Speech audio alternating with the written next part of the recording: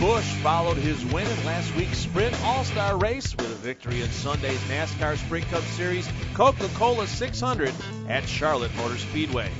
Busch, who dominated the race, leading 252 of the 400 laps, outran Jamie McMurray to the finish line to become the 7th driver in NASCAR history to win both the All-Star Race and the Coca-Cola 600.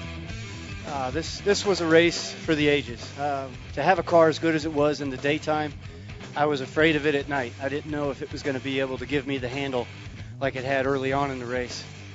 And it played out in our favor. I'm speechless in the fact that we swept both races.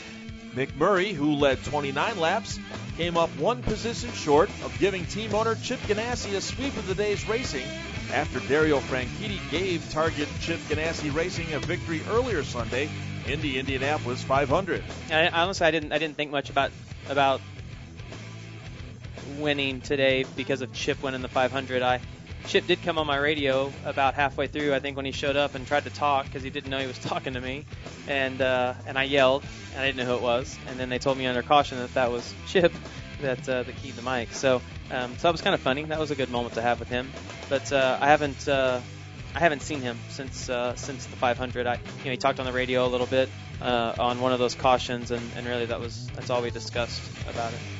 Kyle Busch came back from contact on pit road to finish third. He came up 2 positions shy of winning the Truck Nationwide and Cup race at Charlotte this May. I tore up the car pretty bad. I mean, we had a lot of body damage and it hurt the toe.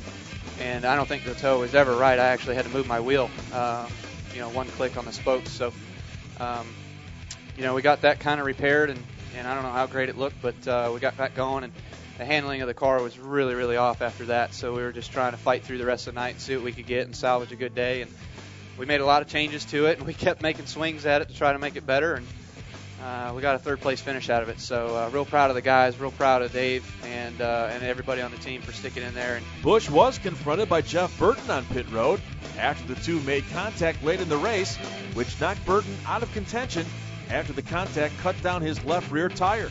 After the race, he was just real mad at me.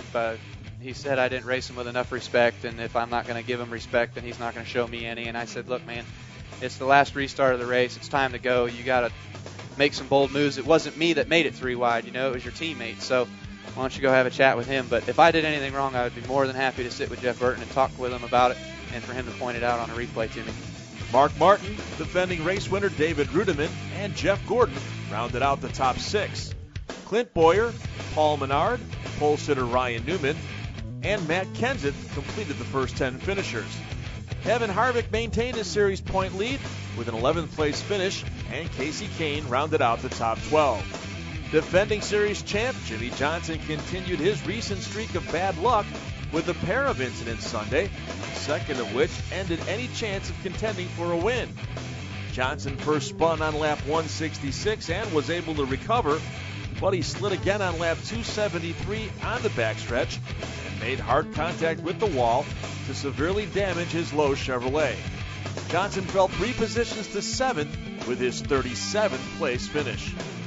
Be sure to check back with MotorRacingNetwork.com for the latest from Charlotte, and stay with us all week as we count down to next Sunday's Gillette Fusion Pro Glide 500 at Pocono Raceway.